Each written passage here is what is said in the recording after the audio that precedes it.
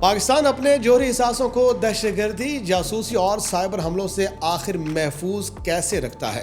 کیا یہ صرف فوجی پہرا ہے یا اس کے پیچھے چھپا ایک ایسا خفیہ سیکیورٹی نظام ہے جس کی کئی پرتوں تک عام انسان کی رسائی ہی ممکن نہیں ہے؟ پاکستان کے اسٹریٹجک نظام کو دنیا کا بہترین حفاظتی نظام کیوں کہا جاتا ہے؟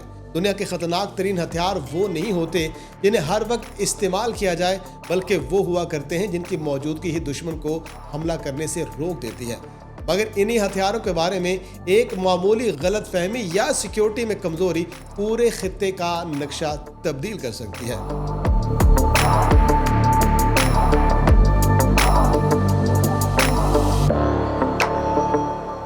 ناظرین، پاکستان اپنے جوہری پروگرام کا آغاز ایک ایسے وقت میں کرتا ہے جب جنوبی ایشیا میں طاقت کا توازن تیزی سے تبدیل ہو رہا تھا۔ 1974 میں بھارت کے پہلے جوہری تجربے کے بعد پاکستان نے اپنی صلاحیت کو بڑھانے پر توجہ مرکوز کی، جبکہ مئی 1998 میں پاکستان نے بلوچستان کے علاقے چاغی میں جوہری تجربات کر کے باضابطہ طور پر دنیا کی جوہری طاقتوں میں اپنی جگہ بنا لی۔ آج دنیا میں صرف 9 ممالک کو جوہری ہتھیار رکھنے والی ریاستیں سمجھا جاتا ہے اور پاکستان بھی ان میں سے ایک ہے۔ ناظرین، پاکستان کے پاس 170 کے قریب جوہری وار ہیڈز ہو سکتے ہیں، تاہم پاکستانی حکومت اپنے ذخیرے کی حقیقی تعداد، مقام اور آپریشن تفصیلات عوامی سطح پر ظاہر نہیں کرتی۔ یہ رازداری خود سیکیورٹی کی پہلی بڑی طے سمجھی جاتی ہے۔ اسے اسٹریٹجک ابہام کہا جاتا ہے، یعنی کسی ممکنہ دشمن کو یہ مکمل علم نہ ہو کہ جوہری اثاثے کہاں رکھے گئے ہیں، کس حالت میں ہیں اور انہیں کس طریقے سے منتقل یا استعمال کیا جا سکتا ہے۔ پاکستان کے جوہری اثاثوں کی نگرانی نیشنل کمانڈ اتھارٹی کے تحت کی جاتی ہے، جو ملک میں جوہری پالیسی، کمانڈ، کنٹرول اور سیکیورٹی سے متعلق اعلیٰ ترین فیصلہ ساز ادارے ہیں۔ اس نظام میں سیاسی اور عسکری قیادت دونوں ہی شامل ہوتی ہیں، جبکہ اسٹریٹجک پلانز ڈویژن جوہری اثاثوں کے انتظام، حفاظت اور پالیسی پر عمل درآمد میں مرکزی کردار ادا کرتا ہے۔ یہ تصور درست نہیں کہ کسی ایک شخص کے پاس جوہری ہتھیار تک مکمل اور آزاد رسائی موجود ہوتی ہے۔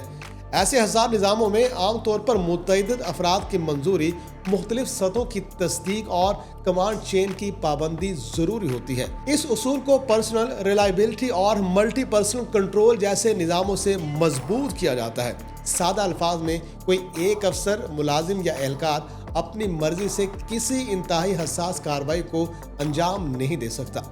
مختلف مرحلوں پر الگ الگ تصدیق، اجازت اور نگرانی کی ضرورت ہوتی ہے تاکہ انسانی غلطی، داخلی سازش یا غیر مجاز رسائی کے خطرے کو کم سے کم کیا جا سکے۔ ناظرین، جوہری تنصیبات کی حفاظت عام فوجی چیک پوسٹ جیسی نہیں ہوا کرتی۔ اس مقصد کے لیے خصوصی تربیت یافتہ فورسز، انٹیلیجنس یونٹس اور تکنیکی ماہرین کام کرتے ہیں۔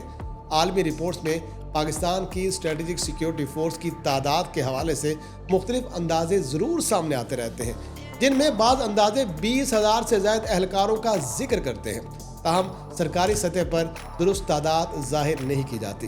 ان اہلکاروں کا انتخاب صرف جسمانی فٹنس کی بنیاد پر نہیں کیا جاتا، ان کی شناخت، خاندانی پس منظر، نفسیاتی حالت، مالی معاملات، سماجی تعلقات اور پیشہ ورانہ رویے کی جانچ بھی کی جاتی ہے۔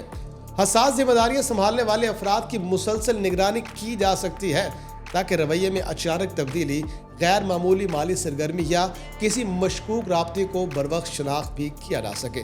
ناظرین، یہ سب کچھ اس نظام کے لیے انتہائی اہم ہے، کیونکہ جوہری اثاثوں کے لیے خطرہ صرف باہر سے آنے والا دہشت گرد نہیں ہوا کرتا، یعنی ایسا شخص جسے نظام تک قانونی رسائی حاصل ہو، کسی بھی حساس ادارے کے لیے زیادہ پیچیدہ مسئلہ بن سکتا ہے۔ اسی لیے اہلکاروں کی اسکریننگ ایک مرتبہ نہیں بلکہ ملازمت کے دوران بھی مسلسل جاری رہتی ہے۔ اسی طرح جوہری اثاثوں کی حفاظت میں ایک اور اہم حکمت عملی انہیں ایک ہی مقام پر جمع نہ کرنا ہے۔ عوامی سطح پر دستیاب دفاعی تجزیوں کے مطابق حساس اثاثوں کو مختلف محفوظ مقامات پر رکھا جا سکتا ہے تاکہ کسی ایک حملے، قدرتی آفت یا سیکیورٹی بریچ سے پورا نظام متاثر نہ ہو۔ تاہم ان مقامات، راستوں یا نقل و حرکت کی تفصیلات ظاہر نہیں کی جاتی۔ یہی وجہ ہے کہ جوہری تنصیبات کے بارے میں گردش کرنے والے نقشے اور دعوے اکثر اندازوں پر مبنی ہوتے ہیں، نہ کہ سرکاری طور پر تصدیق شدہ معلومات پر۔ سال 2026 سائبر وارفیئر کا سال بھی ہے۔ ایک دشمن بغیر سرحد پار کیے کمپیوٹر نیٹ ورک، مواصلاتی نظام، डाटा या निगरानी के निज़ाम को मुतासिर करने की कोशिश कर सकता है।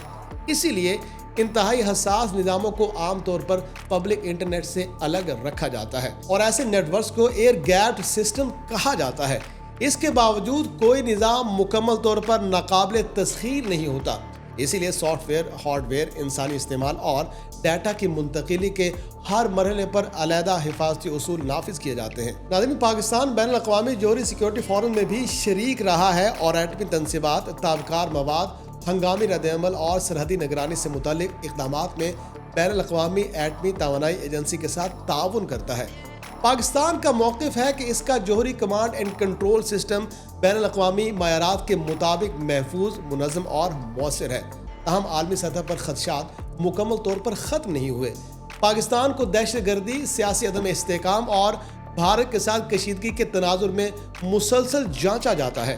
पाकिस्तानी हुकाम इन ख़दशात को मुबालगा आमेज़ करार देते हुए कहते हैं कि गुज़श्ता कई दहाइयों में कोई जौहरी हथियार चोरी नहीं हुआ, किसी गैर मजाज ग्रोह ने जौहरी कमांड हासिल नहीं की और न ही किसी संगीन सिक्योरिटी हादसे की तस्दीक अभी तक हो सकी है। असल हकीकत यह है कि जौहरी तहफ़्फ़ुज़ किसी एक दीवार, एक बंकर या एक मुसल्लह मुहाफ़िज का नाम नहीं। ये राजदारी, इंटेलिजेंस, इंसानी निगरानी, मखसूस फोर्सेज, साइबर दिफा, सियासी इख्तियार, फौजी कमांड और मुसलसल तरबियत पर मुश्तमिल एक मुकम्मल निज़ाम है। पाकिस्तान का जौहरी प्रोग्राम सिर्फ हथियार बनाने का मंसूबा नहीं, बल्कि इन हथियारों को हादसे, चोरी, दहशतगर्दी, जासूसी और गैर मजाज इस्तेमाल से महफूज रखने का एक मुस्तकिल इम्तिहान भी है। क्योंकि जौहरी हथियार की असल ताकत उसके धमाके में नहीं, बल्कि इस यकीन में होती है कि वो हमेशा महफूज हाथों, वाज़ेह कमान और सख्त निगरानी में रहेगा। और शायद यही वजह है कि पाकिस्तान के जौहरी सिक्योरिटी निज़ाम के बारे में दुनिया में सवाल भी उठते हैं, लेकिन इसे एक इंतहाई सख्त निगरानी वाले स्ट्रेटेजिक निज़ाम के तौर पर भी देखा जाता है।